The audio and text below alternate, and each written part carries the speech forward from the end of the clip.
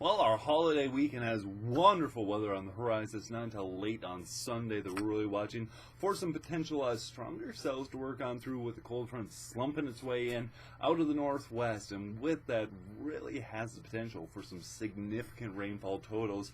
In fact, some of the early indications are pointing to 2+ inches of precipitation in some isolated cells with this. And this is a slow-moving front. Once again, want to stress that.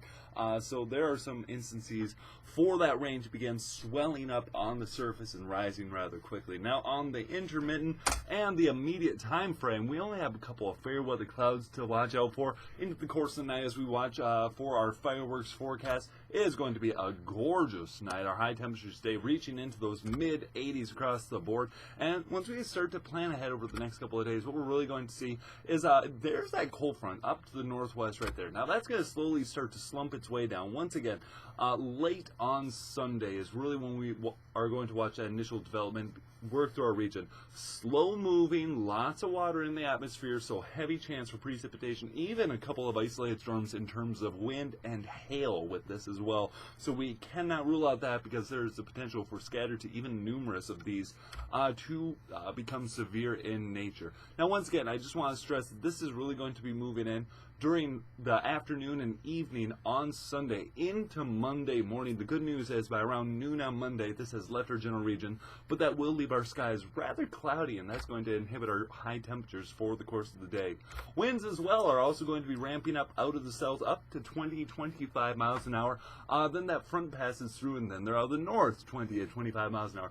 The good news is the further away the front gets from us, the less power it has, and therefore the winds begin to be on the decline. Now, for tonight, we're going to see a low temperature 66 degrees, mostly clear overhead, couple fair weather clouds, and winds out the south 10-50 miles an hour. Those winds increase a little bit with potential of up to 20-25 miles an hour with that front, specifically once we look into those evening hours on Sunday. But for the most part, it is going to be an overall sunny day on Sunday, so don't discount it. That front is coming in during the PM hours of Sunday, and that's when we could watch for the heavy precipitation totals as well. Now, looking ahead over the next 7 days, that precipitation lasts into Monday as well, hence a 100% chance. That does leave into the course of the afternoon with cloudy skies behind. And then Tuesday, looking fantastic. 73 degrees, cooler air mass moves its way back on down into our region. And after that, we're looking at a couple of days of 70s back into 80s, just kind of as the sun begins to warm up that colder air mass in our general region. Some days we'll have clouds that help to inhibit that temperature from climbing so high.